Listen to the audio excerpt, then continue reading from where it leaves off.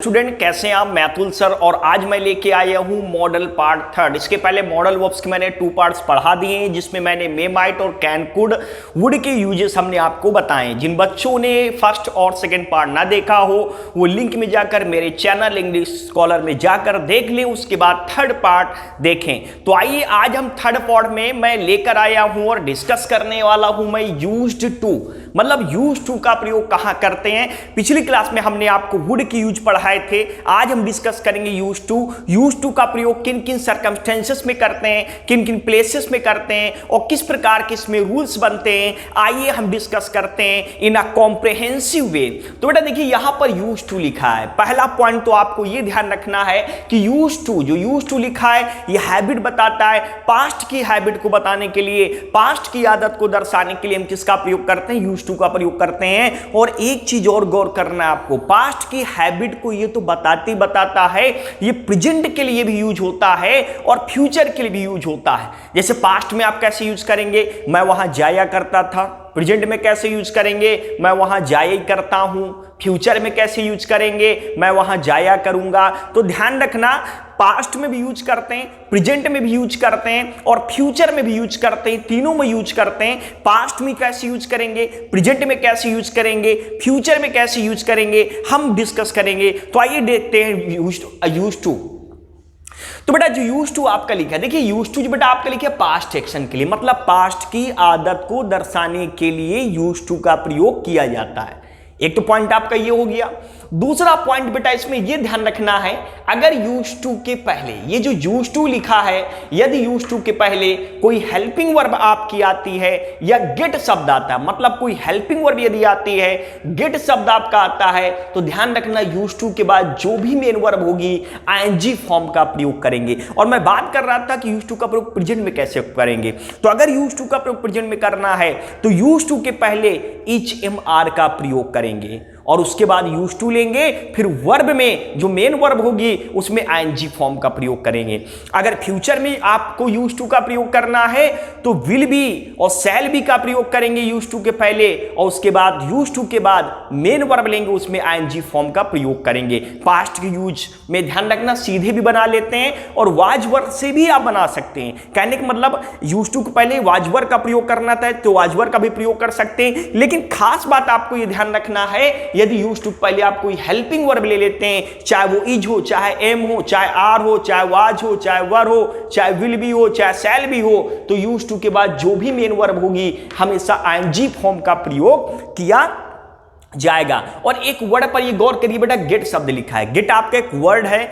अगर use to के पहले गेट वर्ड आ जाए या हेल्पिंग वर्ब का प्रयोग किया गया हो, कहने का मतलब यदि यूज टू के पहले कोई हेल्पिंग वर्ब आपकी, कोई भी हेल्पिंग वर्ब आ जाए प्रेजेंट पास्ट फ्यूचर और गेट शब्द का प्रयोग किया गया हो, तो यूज टू के बाद जो भी मेन वर्ब होगी आईएनजी फॉर्म का प्रयोग करेंगे। और एक हैबिचुअल एक्शन के लिए आपका आता है पास्ट की आदत को बताने के लिए, जैसा कि आपको पता है। अब हम इसको एग्जाम्पल्स के माध्यम से समझेंगे। जब इसके एग्जाम्पल में यूजेस देखेंगे तो आइए देखते हैं एग्जांपल्स में इसके प्रॉब्लम्स किस प्रकार दिए हैं। जैसे हम पहला एग्जांपल में गौर करेंगे, लिखा है he is used to work hard. अभी हमने बताया अगर यूज्ड टू के पहले कोई हेल्पिंग वर्ब हो, अब जैसे यूज्ड टू के पहले किस हेल्पिंग वर्ब का प्रयोग किया है? इज का प्रयोग किया है। और इस भ्रम में ना रहना कि यूज्ड टू का प्रयोग प्रेजेंट में नहीं करते हैं, फ्यूचर में नहीं करते हैं, मैंने अभी आपको बताया है।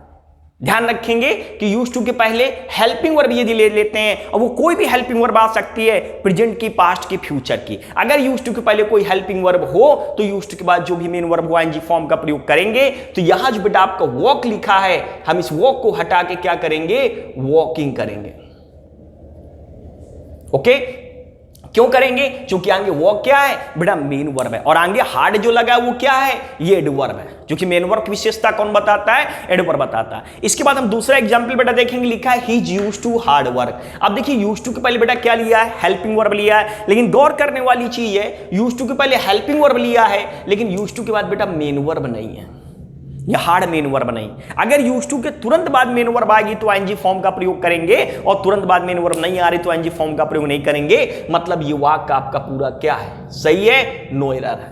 इसके बाद हम अगला देखेंगे, हमने कहा था यूज टू के पहले गेट वर्ड आ जाए तो यूज टू के बाद जो भी मेन वर्ब होगी आईएनजी फॉर्म का प्रयोग करेंगे। सेंटेंस ही आपका पास्ट में, तो गेट की जगह आपका क्या हो गया? गॉड। इसलिए हम गो का क्या करेंगे? गोइंग करेंगे।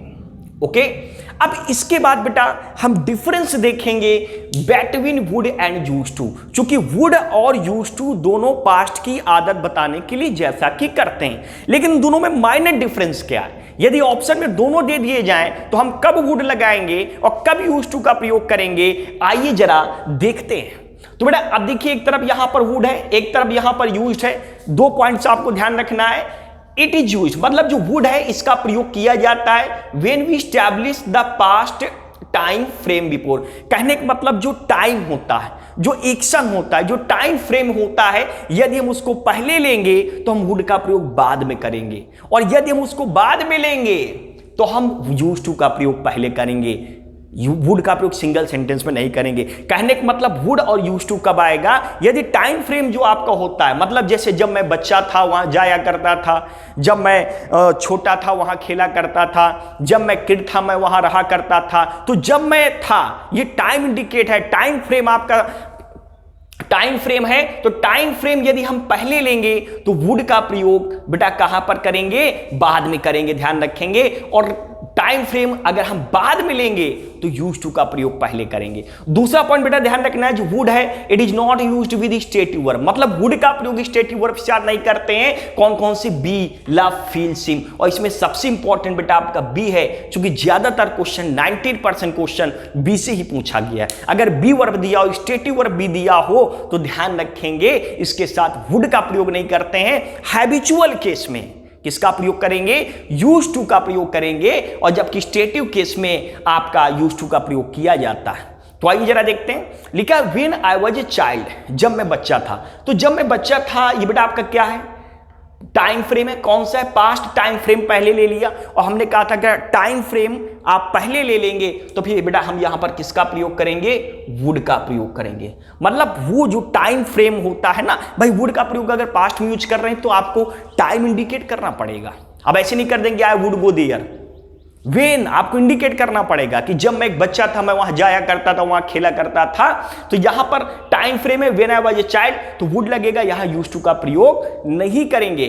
फिर वही question when I was a student, ये भी क्या टाइम फ्रेम, जो पास्ट टाइम फ्रेम है, अगर इसको पहले यूज करते हैं, देखिए अगर इसको पहले यूज करते हैं, देखिए यहां पर बिफोर लिखा है, बिफोर वुड, तो यहां पर भी हम क्या किसका प्रयोग करेंगे, हम वुड का प्रयोग करेंगे।